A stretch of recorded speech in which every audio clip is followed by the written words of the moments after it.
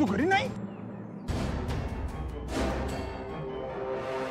करा अजून उदो उदो करा सिद्धूच्या नावाचं. तुम्ही त्याला जितकं डोक्यावर घेऊन नाचाल तितकंच तो तुम्हाला तोंडावर पाडेल. आणि मला तेच तर बघायचं आहे. कुठे गेलाय सिद्धू?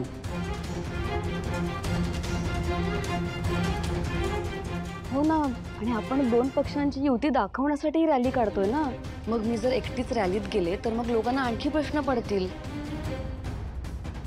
रॅलीत सिद्धू असायलाच हवा ना. असं कसं सिद्धू निघून जाऊ शकतो? त्याला माहिती आहे ही रॅली आपल्याकरता किती महत्वाची आहे. मी बघतो कुठे गेलाय तो. नाही, त्याला फोन नका करू तुम्ही. नाही उचलणार तो फोन. मी केला होता आता. अहो मग आता करायचं तरी काय? मी एक सुचवू का? हो सुचवा. सांगतो जानू. आता तुला सगळं सांगितलंच पाहिजे.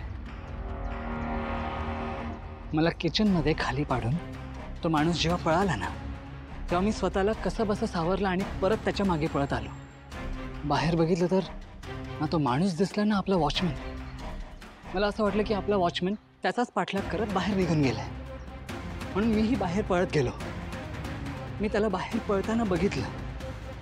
जसं त्याला पकडायला जाईन तेवढा तो निसटला. पण मग हे कपडे? जानू हे कपडे मला ना गेटच्या बाहेर मिळाले आणि ते खूप नंतर. हा खूप मोठा पुरावा आहे म्हणून मी या कपड्यांना सांभाळून डिक्कीत ठेवलेले. मी सांगतोय जानू तुला, हा माणूस आपल्या आजूबाजूलाच फिरतोय. नक्की त्याचं इंटेन्शन काय हे अजून मला कळलं नाही, पण एवढं नक्की आहे की तो आपल्या आसपासच आहे.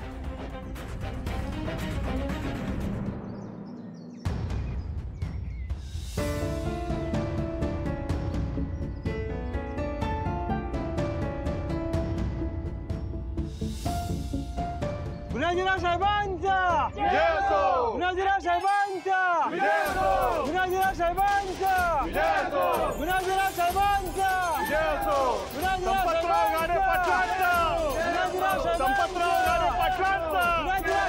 संपतराव गाडे पाटलांचा. संपतराव गाडे पाटलांचा.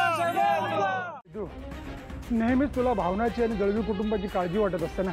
आता आम्ही असं ठरवलंय की तुझी काळजी आणि दळवी कुटुंबाचे प्रश्न एकाच फटक्यात सोडवायचे. म्हणजे नक्की काय करणार आहात तुम्ही? सिद्धू, तुझ्या पप्पांनी भावनाचं लग्न ठरवायची जबाबदारी घेतली.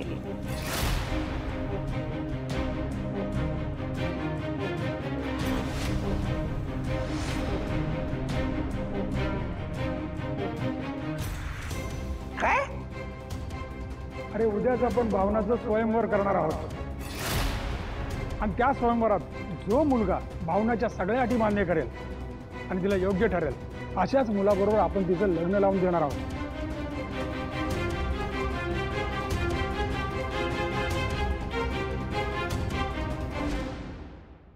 नका लावून देऊ त्यांचं लग्न. अहो पप्पा, त्यांना नसेल करायचं लग्न तर राहू दे ना. आपण कशाला उगाच कोणाच्या लग्नाच्या प्रकरणात लुडबुड करायची? जाऊ द्या ना, सोडून द्या तुम्ही. त्यांचं ते बघतील ना पप्पा. अरे काय त्यांचं त्यांना बघू दे. काय बोलतोयस तू सिद्धू? आणि तू बोलतोयस हे? एरवी त्यांच्या प्रत्येक संकटात स्वतःचं आयुष्य विसरून त्यांच्या मागे धावतोस ना. मग आता तिचं लग्न होत असेल तर चांगलीच गोष्ट आहे ना ही.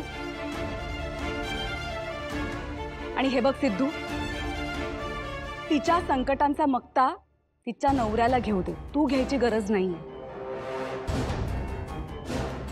तू कोणीही लागत नाहीस तिचा. कळलं? लागतो आई. मी तिचा नवरा आहे. एका लग्न झालेल्या मुलीचं पुन्हा लग्न कसं होईल? आणि मुळात भावना मॅडम माझं सर्वस्व आहे.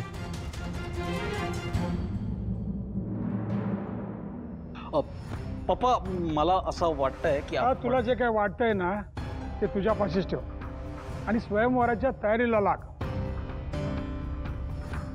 कार्यक्रम कसा 100 नंबरी व्हायला पाहिजे.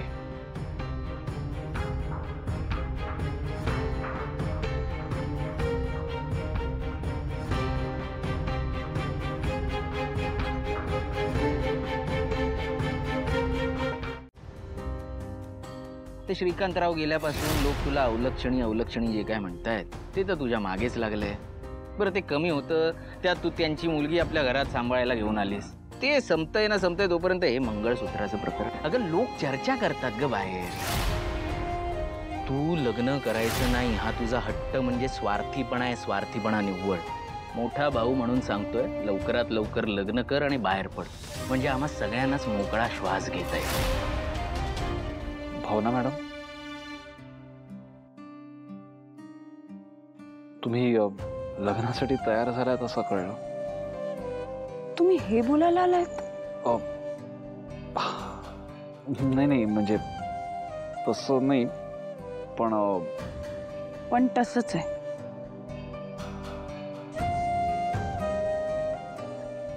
आतापर्यंत लग्नाला नाही म्हणणारी व्यक्ती अचानक हो कशी काय म्हणते असा प्रश्न तुम्हाला पडणं साहजिक आहे.